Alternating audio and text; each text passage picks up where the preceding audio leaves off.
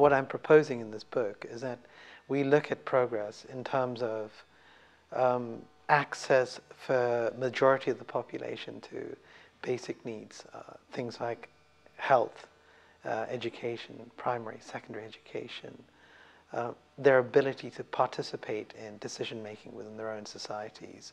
In other words, having a voice, having access to an open press, having access to information, to really engage in all the decision-making that goes on in their lives.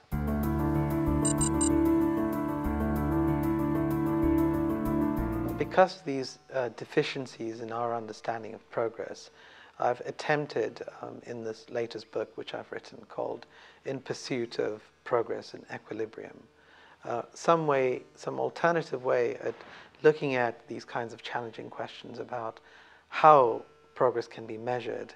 So one of the things that I've done is it's an empirical study. It's looking at a southern region of India, a state called Kerala, which has been extremely successful in terms of social indicators, high life expectancy, high literacy rates, across gender, male and female.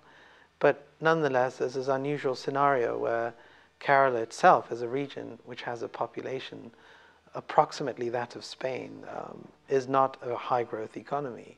So then it raises this kind of question as to how can this be achieved?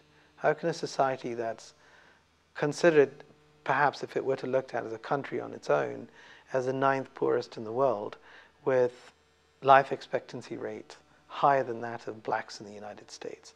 That's a very important statement. So how can this be achieved? So one of the objectives of this book is to attempt to analyze these so-called paradoxes between large societies and developing economies, where we look at issues of development, distribution of welfare, and our understanding of what progress is.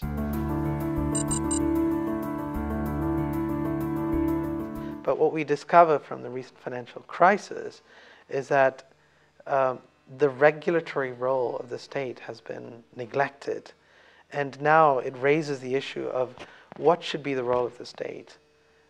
Should the state be playing the role of arbiter? Should the state be running banks? Is that the role of the state, to be responsible for financial institutions? So it does raise the issue once again of what John Maynard Keynes wrote about after the Depression, and how Keynesianism came into force, and the really important role that the state can play to ensure that there aren't any sort of large-scale shocks, and that the majority of the population have their needs met, improving health, improving education, but allowing private sector to flourish independently. So under the current crisis that we're experiencing with financial market dysfunctionality, if you will, as our colleague Rubini from Stern School of Business described it, this book has some relevance because it does address the role of the state, the role of market system, market structure, capitalist societies, and how to measure things as progress and equilibrium.